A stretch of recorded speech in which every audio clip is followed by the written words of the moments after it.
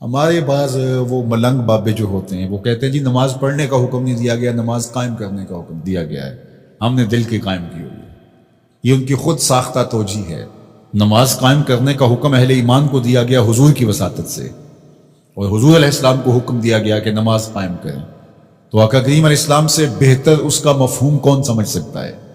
تو آقا کریم نے رکوع اور سجود والی نماز پڑھی اور قیام نماز کا عملی اظہار لوگوں کے سامنے رکھا، پھر اس کے اندر کیفیت کس قدر ہو تو یہ پھر جتنی قربت اللہ کی بندے کو نصیب ہوگی اس قدر وہ آگے بڑھتا چلا جائے گا۔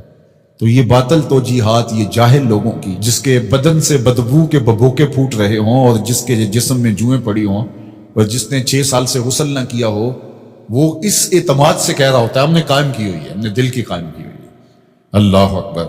تو یہ اس معاشرے میں ایسے لوگوں کو ماننے والے اور ایسے لوگوں کی باتوں کو غور سے سننے والے اور ان جاہلانہ باتوں کو معرفت کی باتیں قرار دینے والوں کی کمی بھی نہیں ہے۔ تو اللہ تعالیٰ جل شانہ سے ہدایت مانگنی چاہیے کہ اللہ ہمیں ہدایت کا نور نصیب فرمائے۔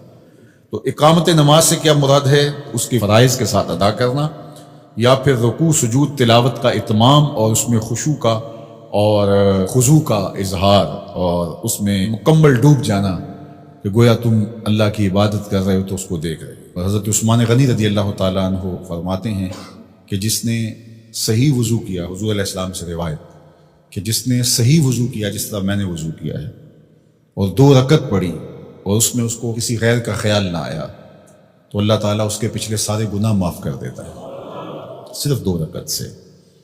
لیکن اگر ساری نماز ہی خیالوں سے بھری پڑی رہی اور تصورات کہیں اور بھٹکتے رہے اور انسان کھڑا نماز میں ہے لیکن بہکتا کہیں اور رہا تو پھر وہ نماز کی صحیح اقامت نہیں ہوگی۔ تو اقامت صلاۃ سے مراد جو ہے وہ یا تو اس کو فرائض و واجبات کے ساتھ ادا کرنا، اور دوسرا مفہوم کے خشوع کے ساتھ پورے اراکین کا اعتدال اور اتمام، تو دونوں اس کے مفہوم بیان فرمائے گئے ہیں۔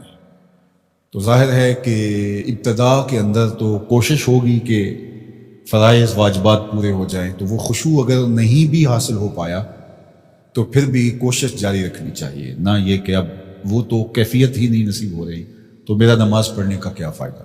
حضرت محدث کچھوچوی علیہ رحمہ سے کسی مرید نے کہا حضرت نماز پڑھتا ہوں لیکن لطف نہیں آتا، مزہ نہیں آتا، تو آپ نے اسے سوالیہ انداز میں پوچھا کہ اس کے باوجود بھی پڑھتے ہو؟ اس نے کہا جی وہ تو فرض ہے، پڑھتا تو ہوں۔ تو آپ جھومنے لگے، فرمایا واہ واہ، تمہیں مزہ نہیں آتا پھر بھی پڑھتے ہو؟ اس کا مطلب ہے تم مزے کے لیے نہیں اللہ کے لیے پڑھ رہے ہو۔ تو اگر لطف آ جائے، وہ کیفیت، وہ حظ، وہ تو بہت بڑی بات ہے، لیکن اگر نہیں بھی ہے تو اس کا فریضہ تو ہے اس کی طرف سے جو عائد ہوتا ہے، تو وہ شکل بنا کے تو کھڑے ہوں، وہ صورت بنا کے تو کھڑے ہوں، تو کسی دن وہ کیفیت بھی پیدا ہو جائے گی۔ خورش دے بدر را جو کب کو حمام کہ یک روز افتد ہمائے بدان۔ سعدی شیرازی فرماتے ہیں کہ دانے ڈالتا رہے، چوغا ڈالتا رہے، کبھی کبوتر آئے گا، کبھی کوا آئے گا، کبھی کوئی اور فاختہ آ جائے گی، لیکن کسی دن وہ بھی آ جائے گا جس کے لیے تم یہ سب کچھ کر رہے ہو۔ تو اس لیے محنت کو جاری رکھو، کوشش کرتے رہو، تو ایک دن انشاءاللہ اس کیفیت میں بھی چلے جاؤ گے۔ دروازہ کھٹکھٹانا چھوڑنا نہیں ہے، دستک دیتے رہو، کبھی تو بوا کھلے گا نا، کبھی تو آواز آئے گی کھلا ہے دروازہ آ جاؤ اندر، پھر اندر سرور کی وادی ہوگی، کیف کا جہاں آباد ہوگا۔